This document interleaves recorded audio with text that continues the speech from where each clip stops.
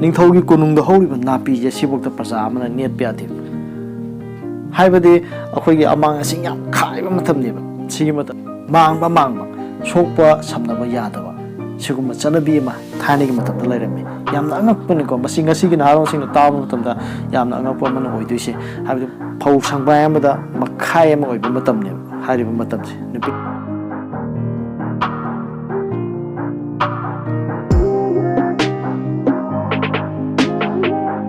अहम मुक्तदा मयामबु तरामना ओक्सरी लोइना चैनल असना ngasi semjariba video se masi akhoi mamangai ningthau palingai matamda akhoi praja singna thingnakiba awaba khara haiba siyai aduga ningthauna matam atu da palamba matamda karigum khara mahaki ahakpa mahaki chanaron chana kanlon haib tare karigum khara thamame masi matang da nai ngasi neina jaga doriba aduga miyam da khudol tamjariba se hairiba akhoi ningthau palika matamda chana kanlon khara thamami basa masi ngasi gi naharon singna taba matamda खंगुब मतमदा अंगकपमा ओइनसु ओइगदवा अदुगा यामना थाजदबा करिगुम खरा ओइना फावगदबा दुम खरा लै मसी history नि ममांगना थोखिबा history नि मसी लारि क्यादा यावरगा लेहौरबनी अदुर मसी मुथपसु यारोइदबा अदुम अचुंबन हाइबा तारे नारोन सिंगदा मसी खंगन जगे तौजबनी मदुदि निंथौ पालिंगाई मतमगा हजिक लरि इबसिगा खेनबजे हाबदि निंथौ अमा पांगबा मतमदा महाकि अनिंगबा महाकि अपामिगि मतुंगिना प्रजा सिंगदा महाकि जना कांगलों क्यामा पुथोगा चना हलमेबा निंथौ पालिका मतमदा कानब क्या सुलै निंथौ पालिका मतमदा प्रजा क्या वागिबा क्या अमसु लैबा हाबदे मी अमिगा वखलोम पुथोरपनिना मागे अनिंगबा मागे अपामबदुग मतुंगिना लैबा अमा सेमक मतमदा कानब क्या अमा लै मांगजब क्या अमा लै हाबने अदुना इ ngasi लखसरिबजा मसी अखोइगी नुपिलान अनिसुबा थोखिबजा मसीगसु मरी खरदि लैने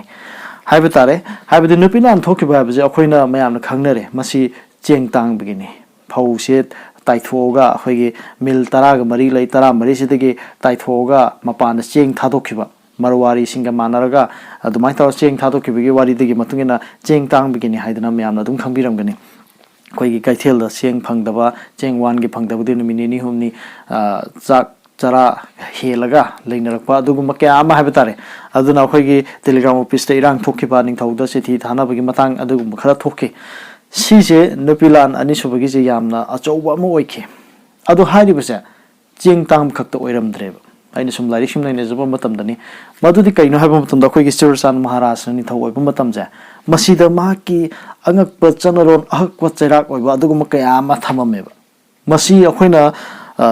मयामदा आइना सुम पाथोक्सबा मतमदा सुम मयामदा अंगकप अमा अदगी नोनिंगबा अमा ओइना सुदुम फावगनिबा मतम से ब्रिटिशना पानबा मतमने ब्रिटिशना पालिंगे मनुंगसिदा लेपाकसिदा अखोइगे निंथौसु दुम पालनबा सुरसा महाराजना पाइबा मतमने मसीगी मतमसिदा चना कालोन खरा थममे मदु कई कई हाइबदा इम्यामदा खरा थमजगे तौजबने अहामदा हाइजरके चंदन सेनखाय ब्रह्मसभादा पीद्रबदि चंदन हेक्ता मिचम प्रजा अमत्तना थिनबा याखिदे हाइरिबा मतमदा चंदन हाइगदा अखोइगी लाइबक्ता नमिबा अदगी नातोन मथक्तगा नमिबा अदुगुम्बा अखोइगी चंदन थिनबा हाइदन हाइनरिबसिनि मसी थिनबजे मसी अखोइगी असेंगबा अमांगबा खाइदोकनरपु मतमदा चंदन थिनबसिंगिना असेंगबने हाइदना लौनबा मतमने अमांग असेंग खाइरकपदगी चिंगमीगा तमीगा लाथोकनिगिबा क्या अमसु लैको सिगी तोंगांबा अमा लैखरे अदु ngasiगी अइना ब्लॉक सरिजि मागी चना कांगलोन सुम निंथौना थंबिरमबदोनि चंदन सिंखाइगी मतंगदा चंदन थिनगे हाइबा तारगदी मिचम प्रजा अमतना थिनबि यादेबा मसी अखोइगी चंदन सेनखाय थीद्रगदी सुमाइना हाय अदु अनिसुबैदा नाहुत नरिंग तौबा मतमदा पचना पेट सेल पीदना नाहुतपगी थौरम प्रजा अमतना पांगथोकपा याखिदेबा सिजु अनिसुब रूल्स नि निंथौगे अहम सुबदा तुरेन नत्रगा पाता तुरे लाइबदि अखोइगी कनोगी ओइदिको अखोइगी मयामगी हाबदु ओइरिनि पार हाइसु मयामगी हाबु ओइरिनिबा तुरेन नत्रगा पाता इनचिंगदुना nga hekta phaba yakhideba ningthौना यादेबा तुरेनदि nga इनिंगतमना फाबा यादे पाति nga इनिंगतमना फाबा यादेबा निंथौगी कोनुंगदा हौबा नापीबु नापी मसिबु प्रजा कनामतना नेटपा याहंदेबा मसी अंगकपनिगो ताबदा कनोम फावगनिगो निंथौगी कोनुंगदा हौरिबा नापी जे सिबोक्ता प्रजा अमना नेटपा यादेबा हाइबदि अखोइगी अमांग असिंग याम खाइबा मतमनेबा सिगी मतमजे अदुना प्रजा अमना हेक्ता चंगा हेक्ता निंथौगी मनाक्ता चंगबा यादबा निंथौगी कोनुंगदा काबा यादबा अमा असिंग खाइबगी मतांगनि मसिदा नापीदा नेटपा बु यादेबा निंथौगी कोनुंगसिदा मंगा सुबदना Ningthau machanupi tampasnana setpa hijam mayek phanekpu micham nupi kana matabu setpa yahan kideba phanek ta khogi hijam mayek phanek ana amalai masige phanek je micham nupi kana amatana setpa yahan deba mahaki machanupi tampasna khak natana taruk subada laumi amagi law inkol degi ngamkhai onanaba amin kumlakpa yamna awabo irami amin laaga khogi laumi amagi magi lawju on bokhopaje masi amin je tanabadi am waba matam moy amin lakpada ngatin ngafak phauren cheng machang na chingba ahaw ngakta pijana rameba mahangna tumbada yarek chantri tawduna ahing duma ngak senarame amin jena ko laaga khogi magi on bokhopi thabak se tawbusida mai nungdang le bokhopu yaroga maje senaraga thamdoineba aduga karigumba maje mangang narga sireba adu itaragadi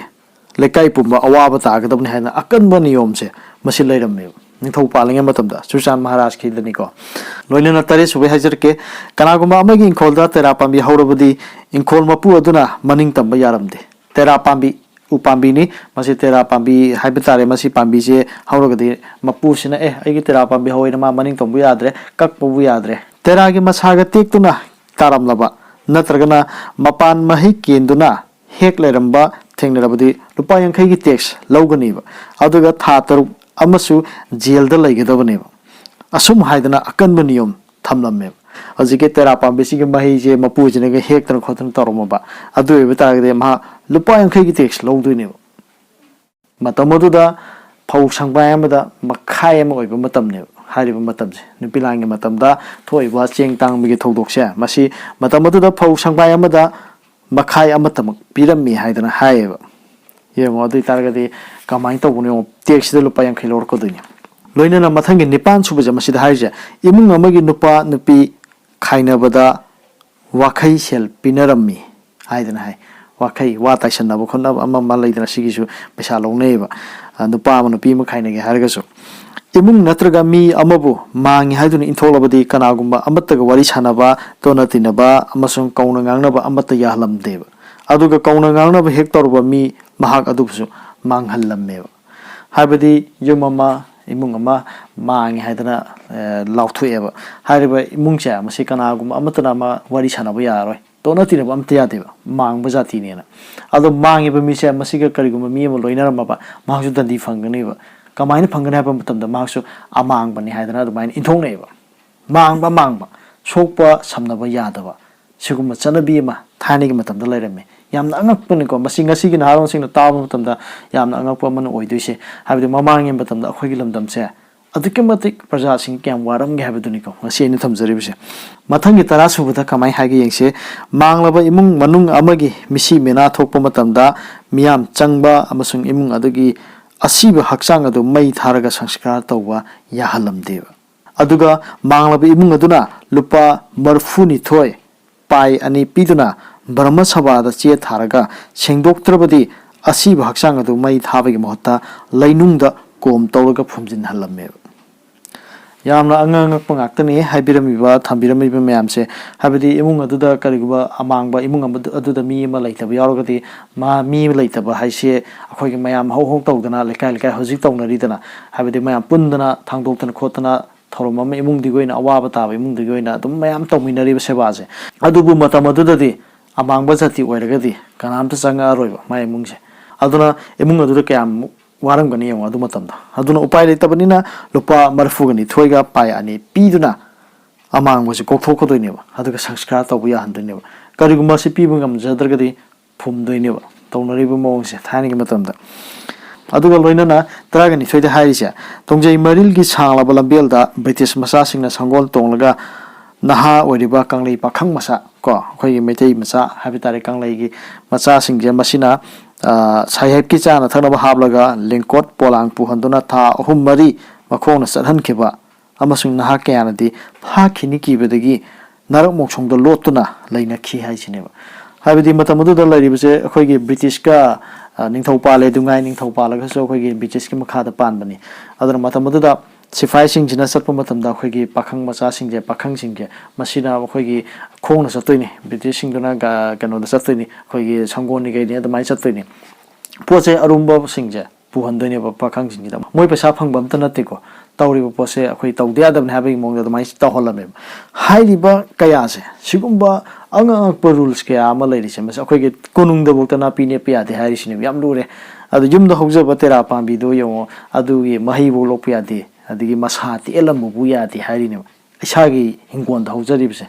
adigi tore ande nga phaba pat nga phaba injing masibu ya de hairi ne matamodu gi chanabi matamodu gi ningthogi habitare ma ki sason gi matungina sumaina angang po meam lerim bise masi yam ngangningai ama oi hadana ai meam dasu khangan jage tawjabani masina